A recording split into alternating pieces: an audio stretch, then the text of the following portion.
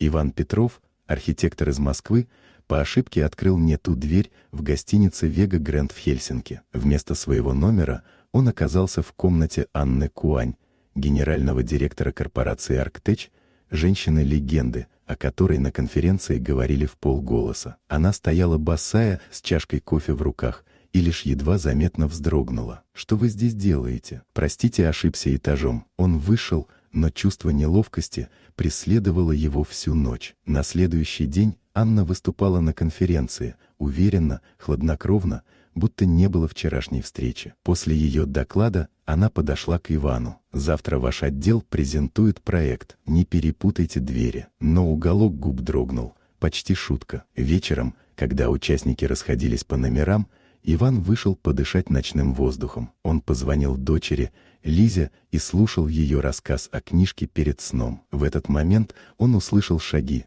Анна подошла в пальто, без привычной холодности. «После больших мероприятий всегда пусто», — сказала она. Они поговорили пару минут, спокойно, почти по-человечески. И он впервые увидел в ней не руководителя, а женщину, которая тоже устает. На следующей встрече они работали вдвоем над проектом нового делового центра в Петербурге. Между профессиональными комментариями всплывали короткие личные фразы, осторожные, честные. Анна неожиданно тепло отозвалась о его идеях и даже попросила Лизу прислать детский эскиз «Повесим на стенд». Так продолжалось до одного вечера благотворительного приема. Анна подошла к нему сама. «Потанцуете?» Они танцевали под тихую мелодию, и Иван, забыв о всем, поцеловал ее. Вспышки камер ослепили их. Журналисты сняли момент. Скандал разгорелся утром. Анна сказала коротко: «Не звоните, я решу вопрос сама». Через день ее вынудили покинуть пост SEO. Ивана отправили в отпуск,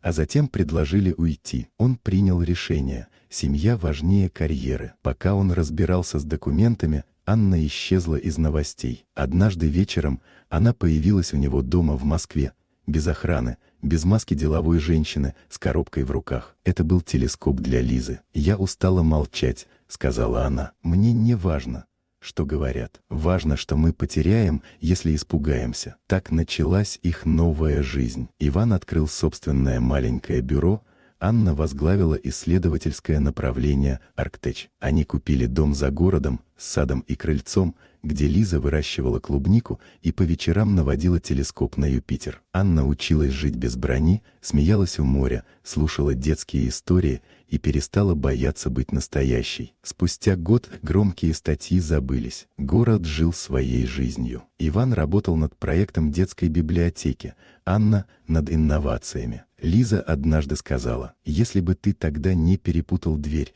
у нас бы не было этого дома». Иван понял: иногда неправильная дверь становится единственно верной, если не бояться войти.